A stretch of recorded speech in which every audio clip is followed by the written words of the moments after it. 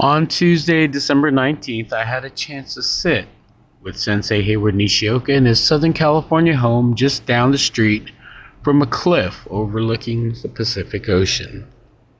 He's a black belt in several martial arts like Shotokan Karate, Kendo, and a ninth degree black belt in Judo. He was an elite competitor in Judo and a Hall of Fame member in several national Judo organizations.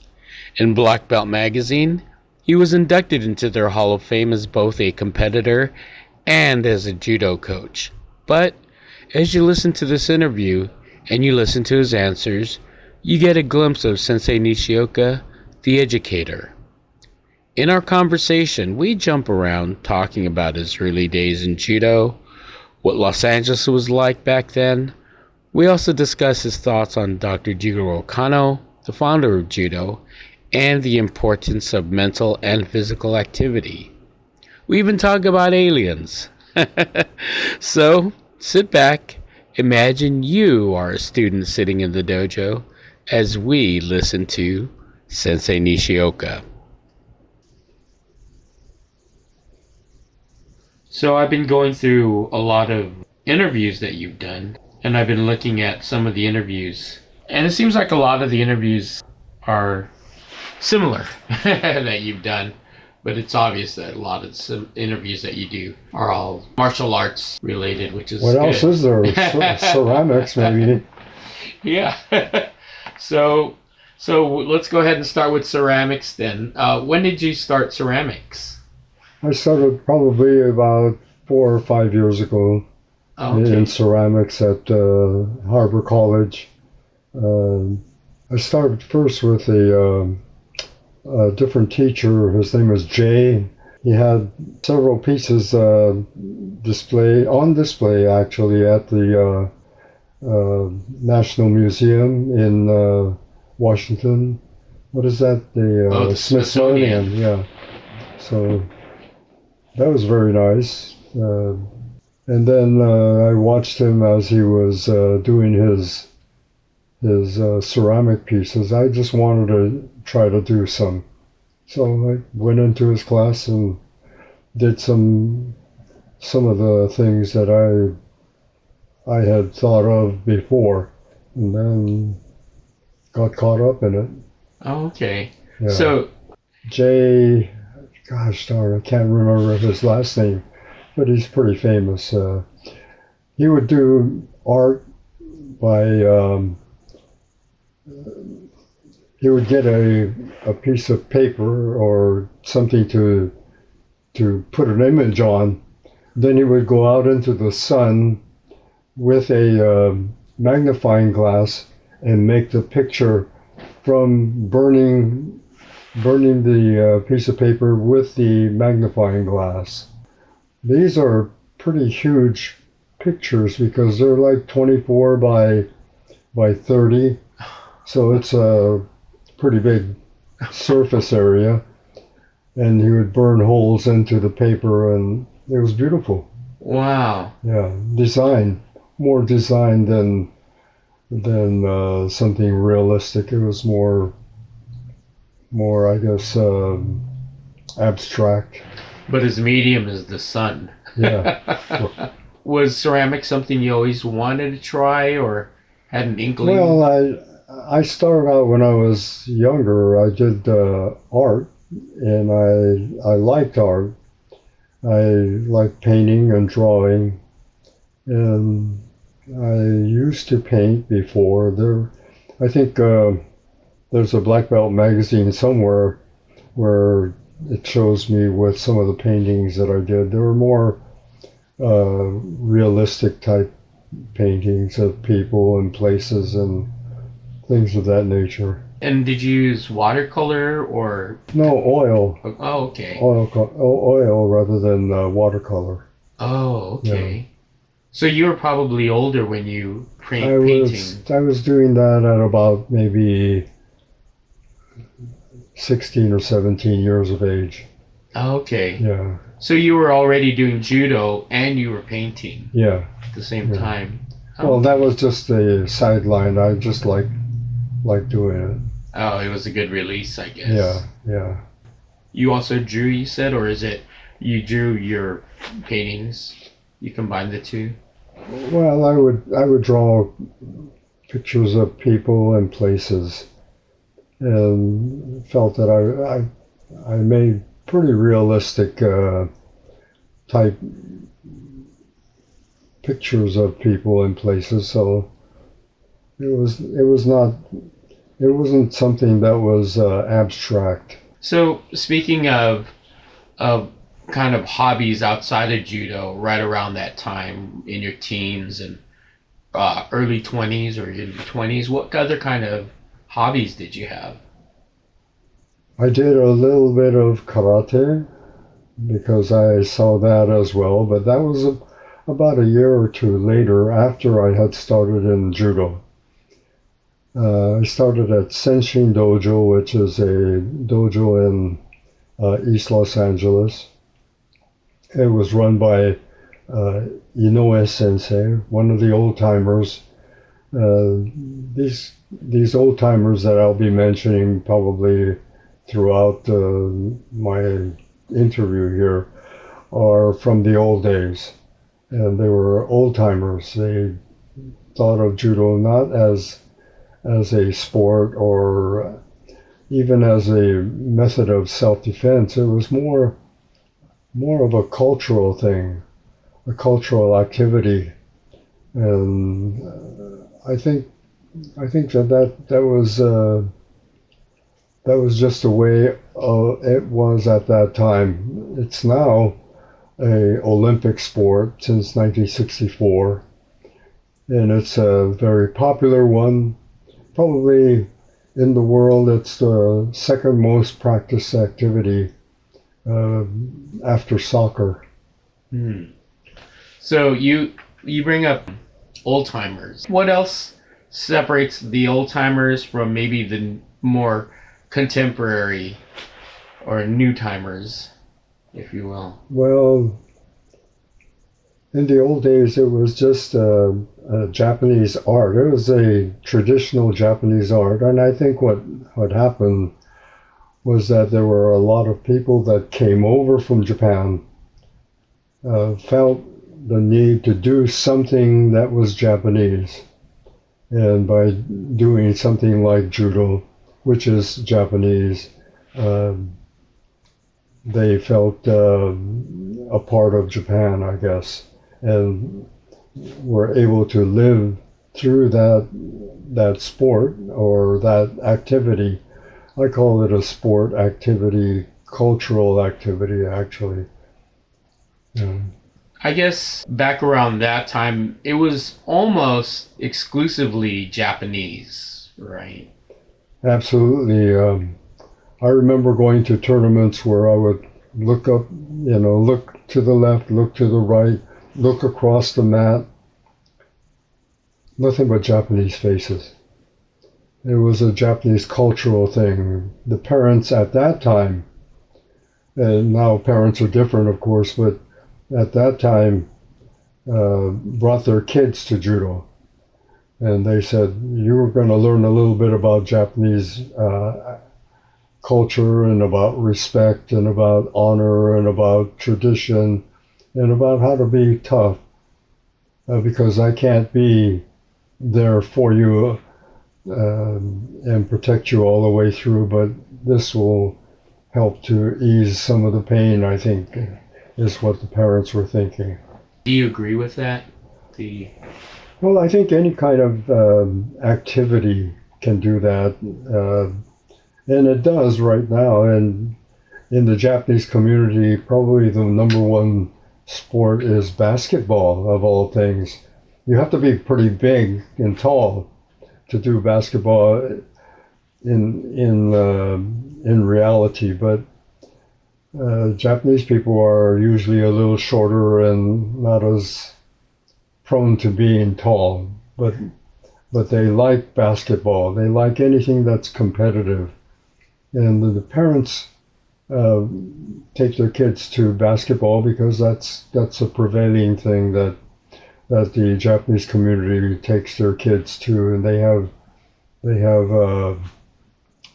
competitions, and they have clubs, and they have places where they work out and stay together, and it's a means of being a part of the American culture. That's what the second and third generation uh, is more inclined to think about, because they differing from the second generation, which grew up with, and I'm of that second, two and a half generation, I guess, of that generation that did a Japanese type activity.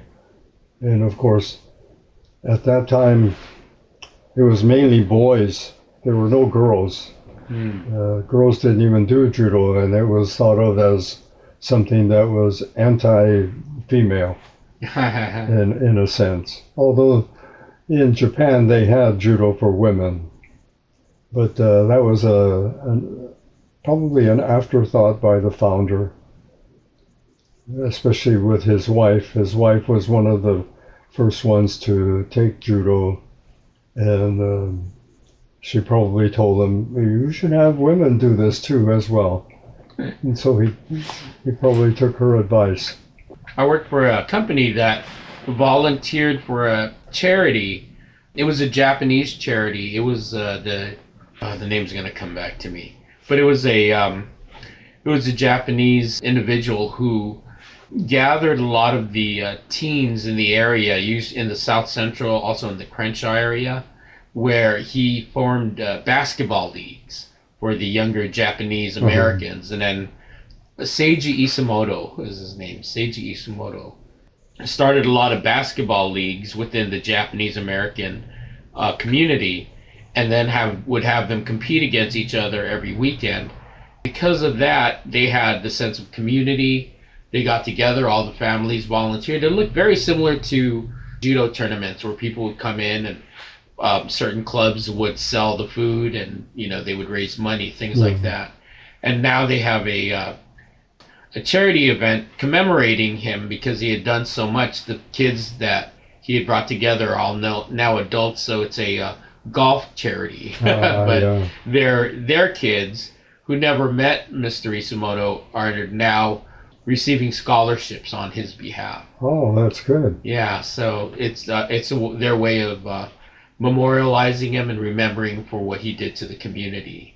Well, a lot of people don't understand that sports is a vehicle by which kids can become a part of the culture.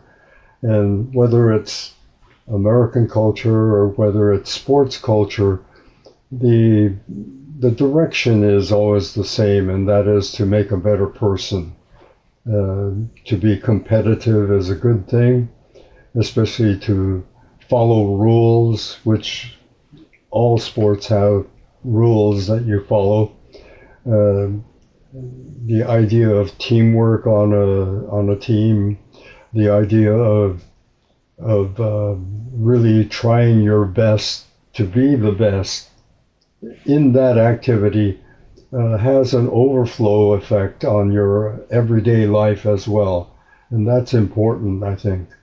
I talk about this because I'm from that generation where uh, a lot of the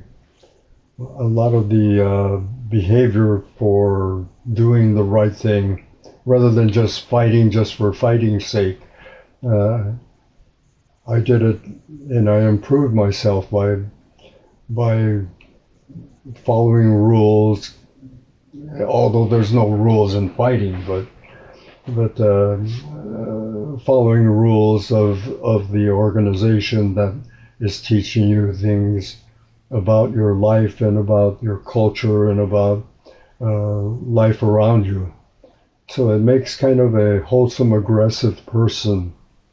So I think all of those types of things are of value to anybody going into martial arts or into any other sports.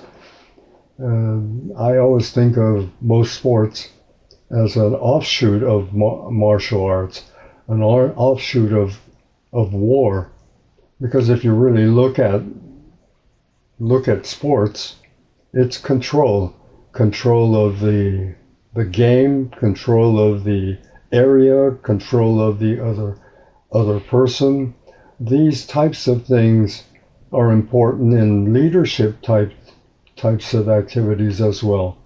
So it has an overflow into your everyday life. Yeah, no, I often think about how important games are. I was speaking to somebody earlier, actually a few people, and they had told me how their kid used to take football, but they stopped taking football because it was hard. Or they stopped taking football because the coach yelled at them. And it feels like this is what makes characters, doing something that's hard, doing something that's difficult. Yeah, there's a good psychologist. His name is Michael Lewis. Michael Lewis has written several books. In one of his books on coaching, called Coach, um, he talks about that. He talks about the toughness that sports makes of people. Now imagine that father is going to be wondering why his son, if he continues on in that vein of always relying on his father, not have his father around. And what does he do then? Who does he look for help? His parents won't be there forever. And also, at a certain point in your life, you have to take hold of yourself and say, what can I do? And not be afraid. And how do you not be afraid? By doing things that you don't like to do. Sometimes people don't like to work, but they have to work. Sometimes people do things that for the time being is tough for them. But if they get through it, they become a better person because of that. Because of that one thing that they didn't like to do. For example, no one likes to lose. But if you lose and if you keep trying,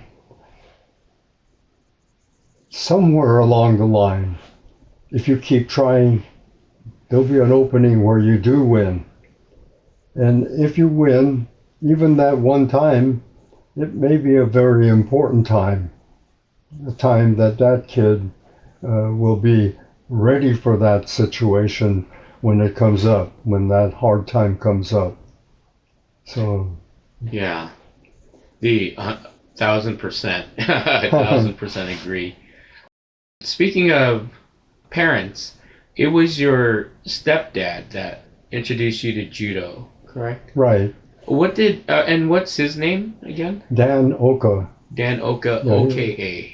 OKA, yeah, means And hill, yeah. what did he do for a living? A lot of the Japanese, when they came over, they did menial jobs. They did fishing, they did farming, mainly farming. What happened was when people were able to immigrate out of Japan, that was during the Meiji Restoration period, which was 1868. From there on, America at one point needed workers in it was in Hawaii. Hawaii wasn't even a state then, but they needed workers there um, to harvest the sugar cane, to get the pineapples ready for us, and things of that nature, which was hard work, kind of labor that Mexicans do here as migrant workers going up and down the state. Uh, Japanese were of that caliber, and my father was, or my stepfather was one who went into the market business. He worked for Gels's Market. He designed a lot of the shelving. He did a lot of things that most people didn't think about at the time. Uh, for one thing, Um, for example, he would put this. This is a funny thing. He would put these potatoes individually, stack them up with spaces in between. And I said, why do you do that? He says, most people think, oh, you just throw the potatoes on the stand. That's the way you do it. And then people pick whatever they want and take it out. And away they go. But there's an art to it, he says. You look for the art of things. You look for the beauty of things. And it makes it more attractive to people and they want it. So we stack the potatoes up. And and some of them, sometimes the stand would be too high, I would say. He'd say, no, you want the stands to be high. You want them a little bit above eye level because then people think to themselves, boy, there's an awful lot of stuff here. You know, and you have a lot to pick from. Where in actuality you have a backing and you stack it on the backing. So there was a lot of psychology he used for the display of stores. Yeah. Was Gelson's a high-end store at that time? It was a high-end store even at that time. It is today. Yeah. It's a little bit different now. The ideas are a little bit different. But at that time, it was the right way to go. Okay, and I remember you were telling me that when you were younger, you had worked at Northgate Market, right? Yes, yeah. And your brother worked with markets as well, right? Yeah. Did a lot of people in your family work with markets or work for the markets? Yeah, my mother even worked for a person that was in the produce business. His name was Fred Wada. He was well known in the Japanese community at that time. Some of the old timers still know him or know of him because he's passed away. Fred Wada. Oh, okay. Yeah. Would you say that's what your mom did? She was a checker. She was a checker? Yeah. Which market was she a checker at? I don't know the name of the market, but it was a produce market. Oh, So okay. nothing but produce. Was it in the East Perishable LA things. area? No, it was, I'm not sure where, but I think in the Gardena area. Oh, okay. And there's a large Japanese community there now. Well, they started moving out that way. I mean, the original place where they wanted to stay was around East LA because rent was cheap. You were able to, find a place to live and make a little bit of a living by working hard. Not so much today, I think. You have to. And this is where education has changed the playing field. You have to get an education now. You can't just go out and have fun and think you're going to make a living. You may be all right at the beginning, but as you go along, you age, and when you age, you have to think about retirement as well.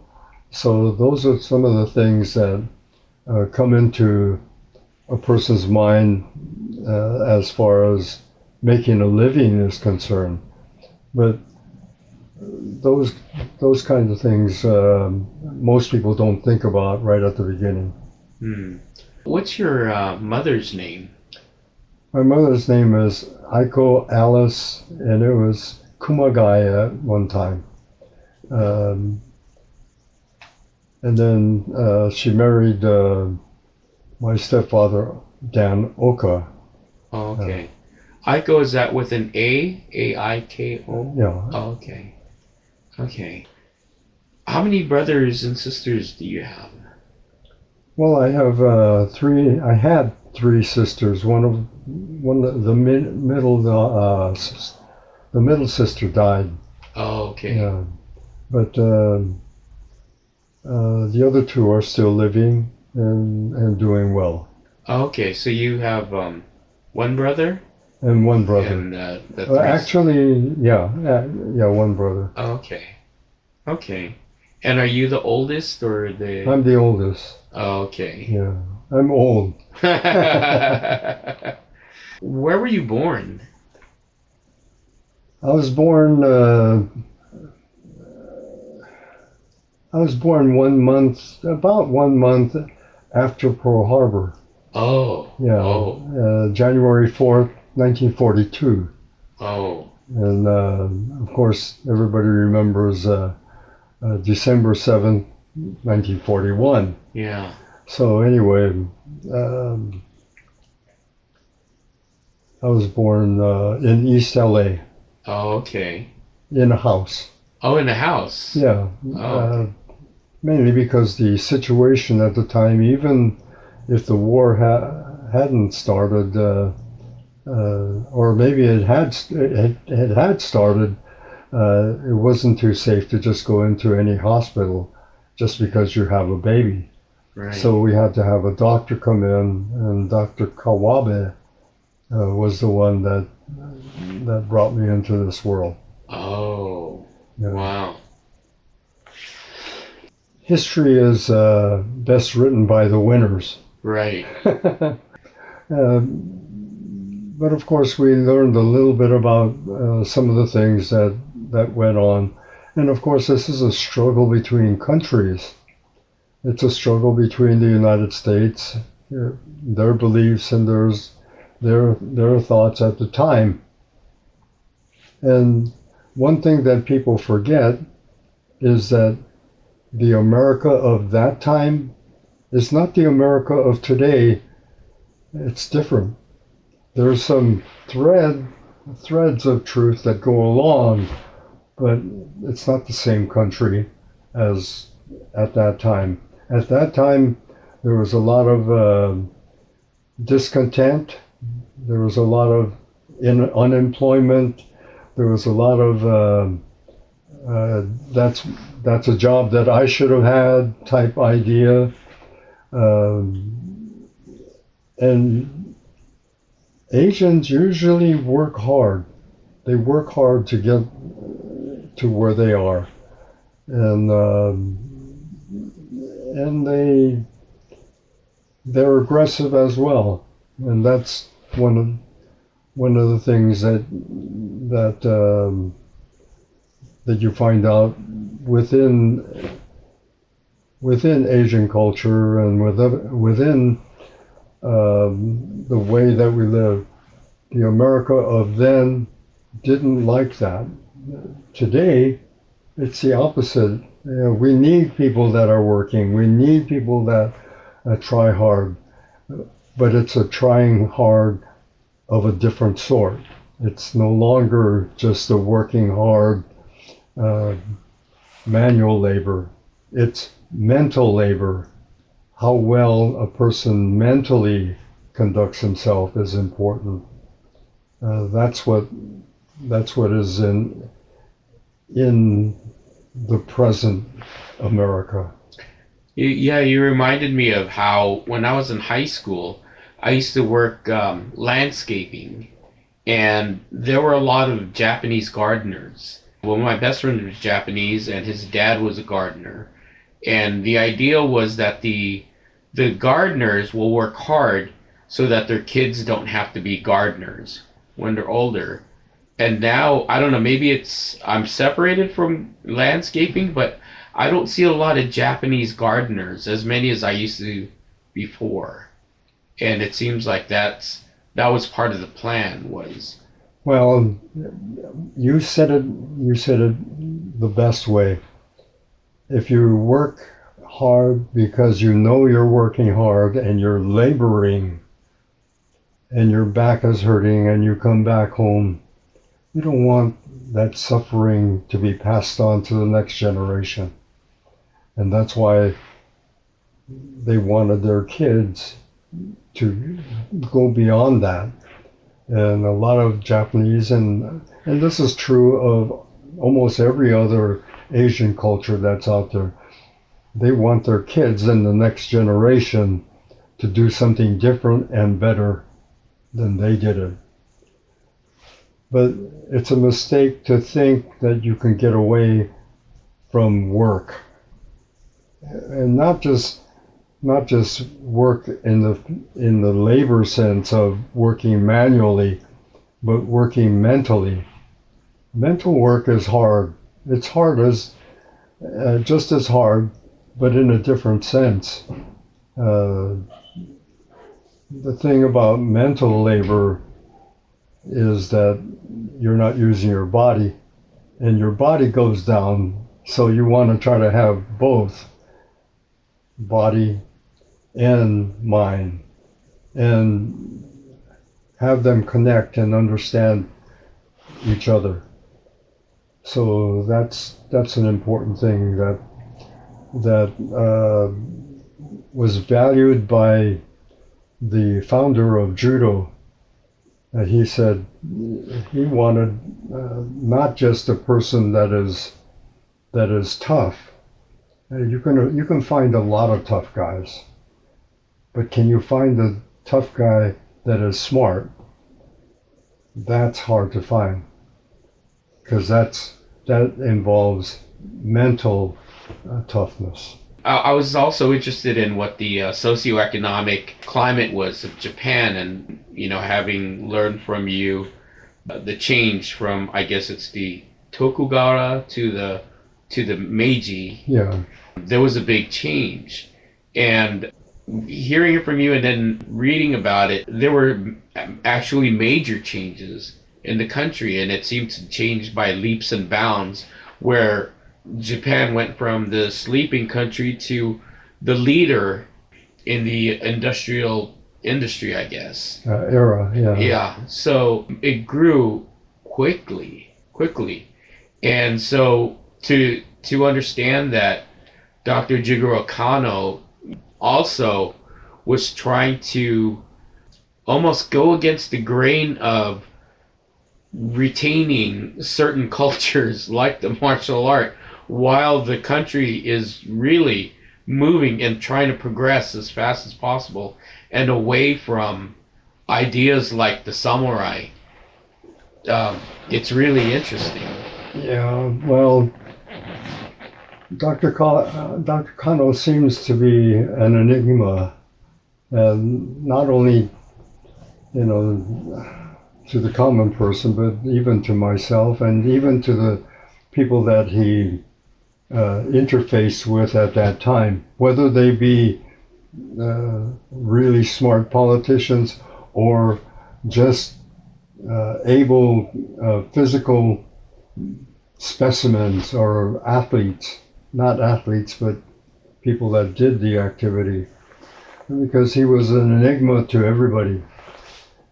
He had to kind of keep things secret to himself while trying to navigate through his society and try to lift it up.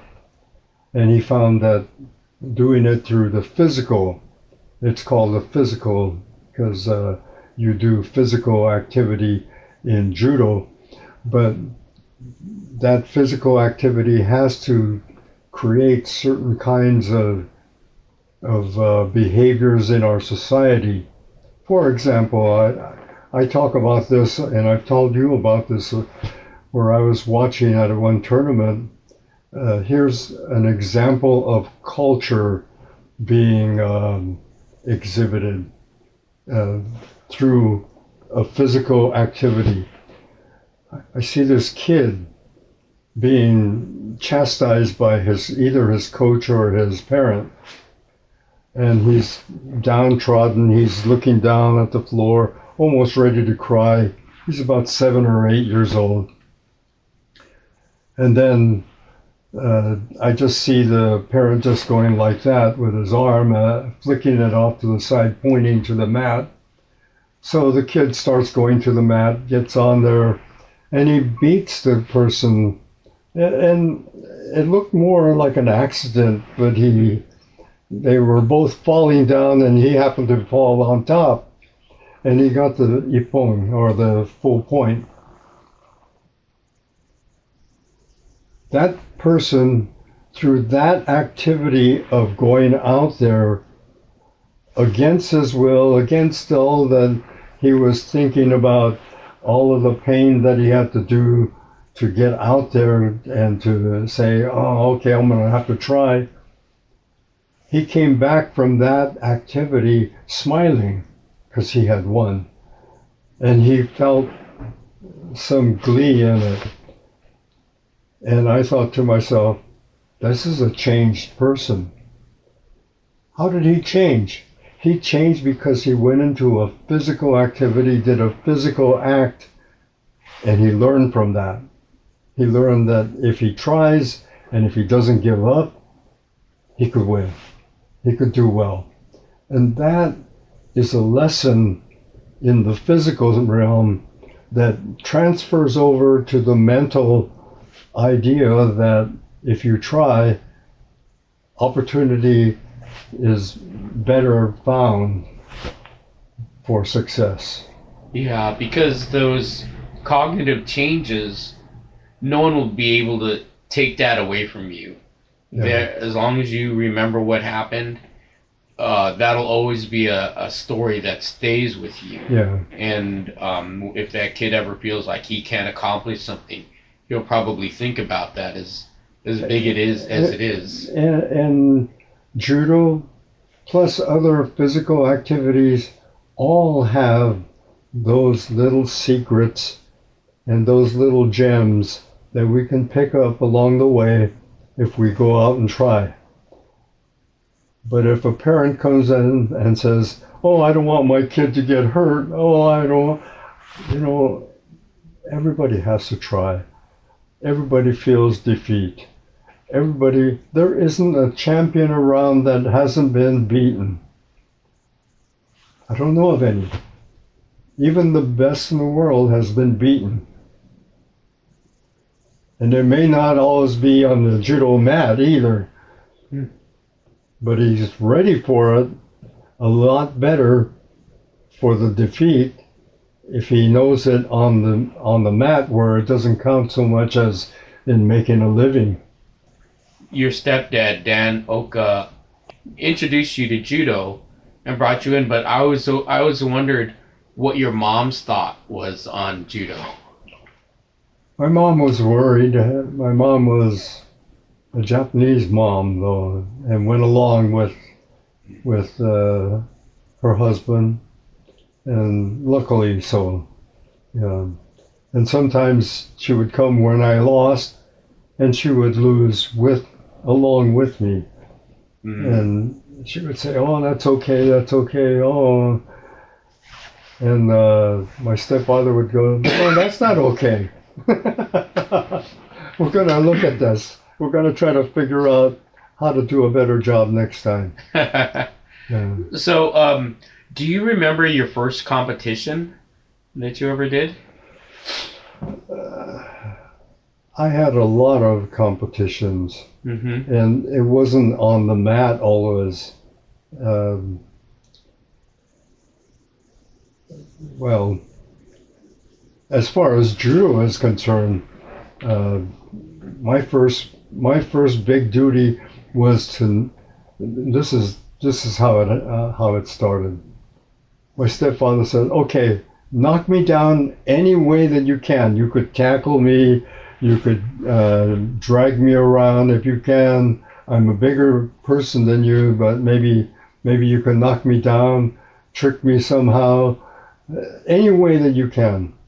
So I grabbed hold of his jacket. I was pulling him this way and that way, and I couldn't knock him down. It was a struggle, but that's how I started. That's the battle. But we fight battles every day, and sometimes not in the physical realm, but in the psychological realm, and sometimes not even against an opponent, but against ourselves, and we defeat ourselves by saying, "Oh, all is lost." All is never lost. You just keep trying. You just have to put the trying in at the right time so that you become a winner at that time. Yeah. Yeah. I remember you telling a story of when you would go to judo tournaments, winners would take home bags of rice, Oh yeah. and that was the purse, I guess. That those were different days. Those were in the 1940s, and maybe because in the 1940s, what would you give as a prize? You know, a trophy didn't have trophies at that time, probably. You know, and you couldn't buy them. Uh, so we didn't have a Japanese company selling trophies or medals or anything of that nature. So what they did was they brought shoyu, soy sauce, and they brought rice bags, and they brought merchandise, things that were things that people could use and consume. So that's what that was the prize. Oh, It's okay. kind of neat. Yeah. And the whole community kind of pitched in because somebody got the smart idea. They said, "We'll write your name down and how much you donated to us on a white piece of paper." So they got this paper, and the whole gym would be surrounded by these hanging pieces of paper that had the names of people that donated $5, $10, $15, and $20. And $20 was big money back in the early 50s. You go, wow, that guy gave $20. $20 like $100, Yeah. you know. Yeah, because I was imagining that there would be rice sponsors and soy sauce sponsors, so it was everybody donated something so that they Anybody can and get. everybody, yeah. That's nice, and that would be the glue that makes the community tighter. In a sense, yeah. Because we're talking about what tournaments were like back in the 40s, and winning the prize of bags of rice because medals weren't available, things like that. And then we flash forward to 2023, where we don't even have three referees on the mat anymore. It's one referee and two cameras, and they can do slow motion and real time evaluation of instant replay, looking at techniques, things like that. So technology has really made a presence in judo, both at tournaments as well as during practice in the dojo, and not only just the smallest dojo, but also Olympic athletes are taking advantage of not only technology but also modern medicine. And I was going to ask if there was one thing that's available today that you wish was available when you were at the height of your competition days, what would you want? A good coach. Hmm. A good coach. Someone who knows about the body, someone who knows how to influence a person to want to win, to want to succeed, and then not only that, but how it could be related to your everyday living. Somebody like Dr. Connell would be great. Someone who told you about how to become a better person through this activity and understand why you're doing it. Because I think a lot of people just think in terms of winning. Well, why is it so important to be a winner? Well, that's something that people have to think about. Why would you want to be a winner? And somebody who can explain that to you would be of great value, I think. Yeah, that seems invaluable, but you could have had that in at the Yeah, prime yeah. of your competition days. But that's a really good answer, though. Yeah, but you have to have the person that has the right answers for you. Yeah. Yeah. What would you say was the worst injury you've ever sustained in judo specifically? A knee injury. Oh yeah. Yeah. Um, I had a person thrown into me from behind and messed up my knee. Oh, was that when you were at the tournament and it was another mat? No, They were. no, this is at a practice. Oh, at a At a practice. practice, yeah, Oh. yeah. Oh, so you were just standing and. I was just working out, Uh-huh. facing the other way, and someone threw a person into my leg. Oh, Yeah, did you find out what kind of injury was sustained? yeah. It was basically probably a Oh, one of the cartilage tear, ligaments. and I had to have an operation. Right. Um, but I didn't know that an operation existed for that for maybe about 4 or 5 years. Oh. Yeah, it was one of the worst injuries I ever sustained. Were you still competing at that time? Yes, Oh, yeah. wow. there So you had to. there Um, were times when I couldn't even breathe. It was hurting so badly because it would come out of place every once in a while, and oh, I would just roll around on the floor, just holding on to my leg. Couldn't even talk. It was just oh, wow. Yeah. You didn't get surgery right away then for that No, injury. It no. was probably you probably did self physical therapy strengthening the muscles around it, or was that? At that time, those kinds of things like physical therapy, like knee replacement, um, tying together the cartilages, didn't exist. It didn't exist. Yeah. I remember in the early 90s, they told you don't drink water because that's going to make you cramp. Now everybody's carrying their own personal gallon of water. Yeah, So I can understand how back in the day the ideas of sports injuries are yeah. completely different. I think that's one of the reasons why Dr. Kano kind of took out leg injuries and leg locks out of judo and out of jiu-jitsu contests with judo. Yeah, Hmm. uh, and people think that it was just probably because of the loss that some of the main characters of judo at that time went through, and they lost because of a leg lock. But Hmm. uh, I think it was more than that. It was he knew that there was a danger in losing people from a knee injury because you can't do much without a leg. Yeah. Yeah, And it was probably so often that he understood that yeah, it was not going to be sustainable. yeah.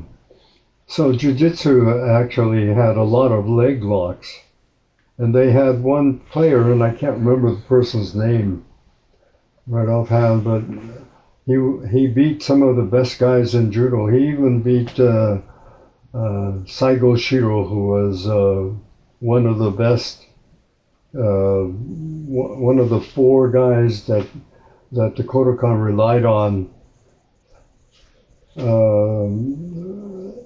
as far as fighters are concerned. Hmm. Yeah, And he got caught in a leg lock. yeah. Wow. Do you remember the the first award that you won in judo?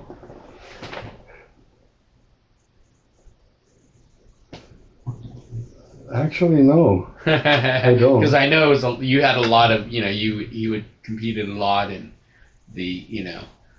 I was just wondering if you remember the first one, but That's understandable too, because that's you have I quite don't the have my history. first one.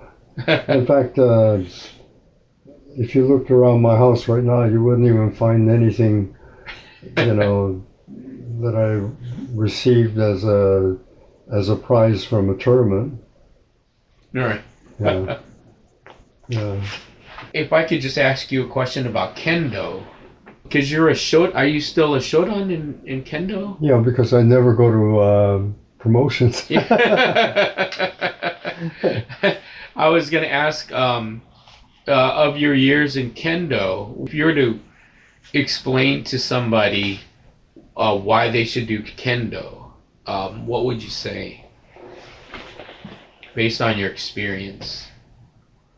The reason why I went to Kendo, I was at the Nikkei Games, which were being held at the Pyramid in Long Beach, and I was sitting next to Shikai Sensei.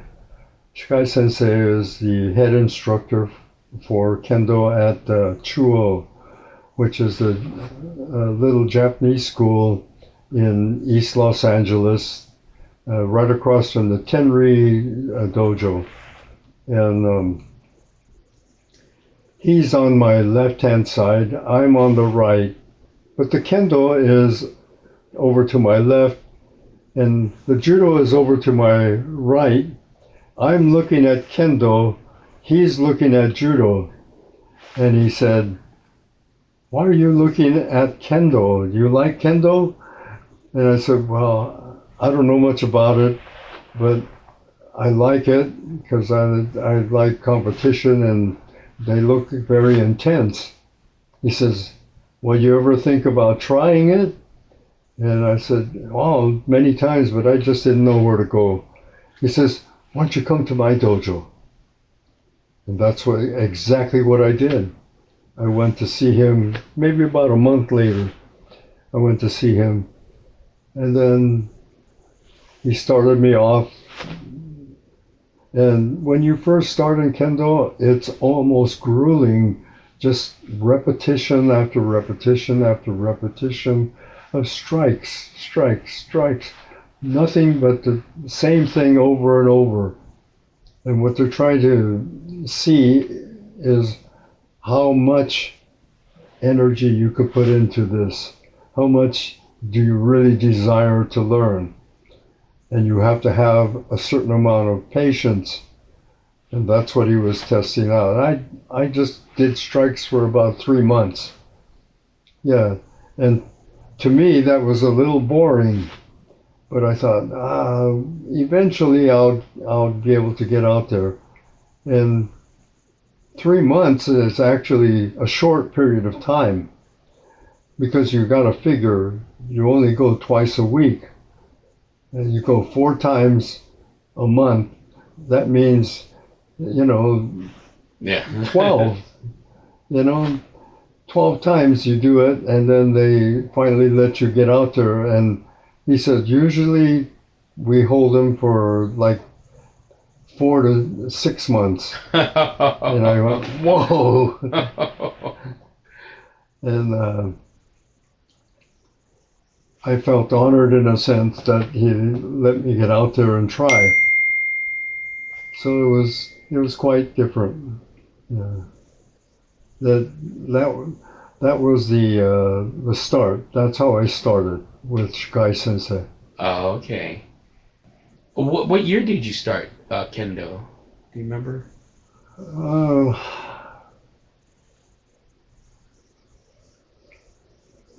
Probably I must have started about 12 years ago, Oh, okay. 12 or 13 years ago. I'm not even sure. Oh, okay. Yeah, I don't keep track of that. I I could pull out my diaries. Yeah. I have about 6 notebook of diaries of every practice that I've been to. Wow. Yeah, yeah. So I have quite a number. I haven't counted them, but because at one time I went to for 1 week. This is the most I did kendo. 7 times in 1 week. Oh wow. It was every day I went. Every day. Wow. Yeah. Yeah. And when you went to Japan, you went to a dojo as well, right? A kendo dojo. No, I went to Tenri University where I went to school. Um, I stayed there for 1 year under Matsumoto Sensei, who was the All Japan champion, one of the first All Japan champions. Mm. Yeah, Wow. he was quite impressive. He's 6'4" Oh wow. and tough as nails. And he went against a guy named Kimura and tied him. They couldn't decide who to give the win to. So they Really? made both of them champions. So if you look up the history, both of them were champions that first world championship, because they used to go into overtime, and they went into about 3 or 4 of them, I guess, and they probably decided, no, we're going to stay here all day, otherwise let's just give it to both of them. Yeah, yeah, Wow. yeah. So that's who I went to school to learn from.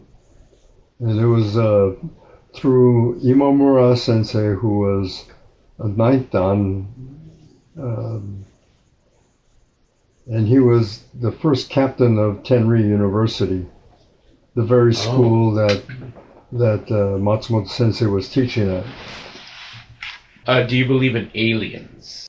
I don't know. Probably out there somewhere in the universe, there has to be something else that is existing that we don't know about. I'm pretty sure that there is. But Hmm. as far as believing in an alien, I don't know. I'd Hmm. have to see.